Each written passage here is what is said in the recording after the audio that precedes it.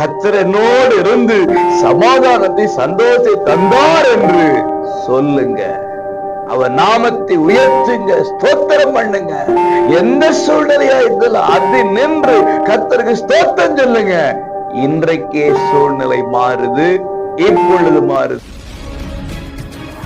அன்பு உறவுகளே, கர்த்தர் இயேசுவின் இனிய நாமத்தில் மனதார வாழ்த்துக்கள். ஏசப்பா உங்களை ஆசீர்வதிப்பாருங்க.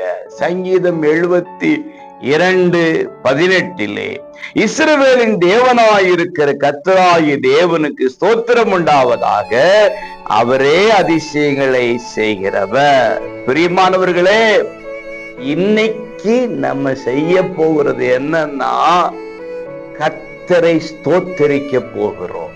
அவர் அதிசயம் செய்வார், உங்களுக்கு செய்வார், இன்றைக்கு செய்வார். சொல்ல போறீங்க, வியாதியோடு இருக்கு, நீங்க சொல்ல போறீங்க, கர்த்தருக்கு ஸ்தோத்திரம் உண்டாவதாக, அவர் என் வியாதியை மாற்ற போகிறார். கடன் பிரச்சனையோடு இருக்கிற நீங்கள் சொல்ல போறீங்க, கர்த்தருக்கு ஸ்தோத்திரம் உண்டாவதாக, கர்த்தர் கடன் பிரச்சனையை மாற்ற போகிறார். திருமணத்துக்காய் காத்திருக்கிற நீங்கள் சொல்ல போறீங்க, கர்த்தருக்கு ஸ்தோத்திரம். கர்த்தர் ஏற்ற மணமகனை மணமகளை எனக்கு என் குடும்பத்துக்கு தந்தார் என்று சொல்ல போறீங்க. குழந்தை பாக்கியம் இல்லாதிருக்கிற நீங்கள் சொல்ல போறீங்க, கர்த்தருக்கு ஸ்தோத்திரம். கர்த்தர் ஏற்ற வேளையிலே எனக்கு ஒரு குழந்தை பாக்கியத்தை தந்தார் என்று சொல்ல போறீங்க.